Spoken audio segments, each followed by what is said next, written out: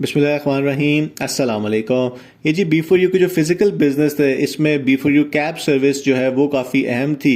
काफ़ी इसकी पब्लिसिटी की जाती थी, लाहौर कैलेंडर्स के ये स्पॉन्सर भी थे। इसकी अपडेट ये है कि टैक्सी सर्विस बंद कर दी गई है। गूगल प्ले स्टोर के ऊपर ये इसकी ऐप अवेलेबल नहीं है।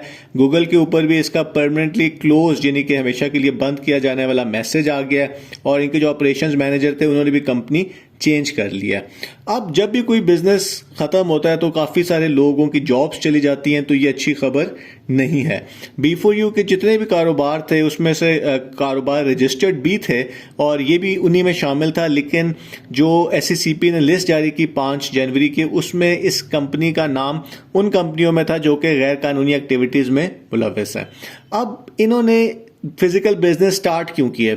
ये उस वक्त किए गए जब कंपनी बहुत पॉपुलर हो गई हुई थी और उन्होंने ये कहा कि जी चूंकि हम अब पाकिस्तानी फिजिकल बिजनेस देखना चाहते हैं तो इसलिए हम ये कारोबार कर रहे हैं। लेकिन पाकिस्तानियों को इनके फिजिकल बिजनेस का कोई बहुत ज़्यादा इन्वेस्टर्स को फ़ायदा नहीं हुआ, क्योंकि ना तो वो वहाँ से सस्ती बाइक खरीद सके जब विड्रॉ नहीं मिल रहा था और ना ही वो सस्ती शॉपिंग कर सके ब्रावो से। अब हमें ये नहीं पता कि इनके जो बाकी फिजिकल बिजनेस हैं वो इस टाइम पे किस हालत में है।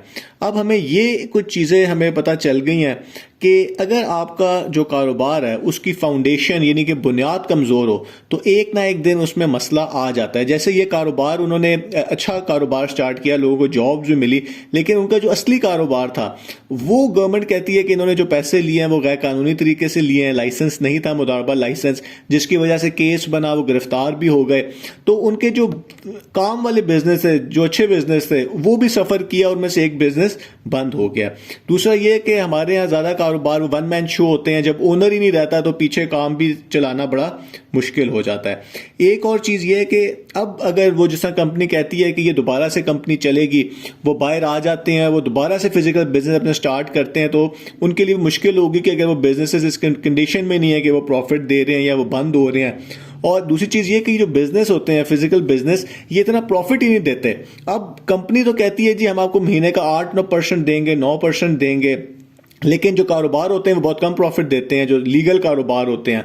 तो वो भी इन्वेस्टर्स के लिए मसला हो जाता है कि लोग फिर आपकी कंपनी में इन्वेस्टमेंट ही नहीं करेंगे अगर उनको ज़्यादा प्रॉफिट का लालच नहीं दिया जाएगा। एक और बात भी इन्वेस्टर्स को पता होनी चाहिए कि अब चूंकि कंपटीशन ज़्यादा हो गया तो कंपनियां जो नई नई हर रोज़ लॉन्च हो रही हैं वो ये कहती हैं कि जी हमने फिजिकल बिजनेस भी स्टार्ट करने के लिए ज़मीन खरीद ली है, हमने ये कर लिया, हमने वो कर लिया, तो आप हमारे साथ इन्वेस्ट करें।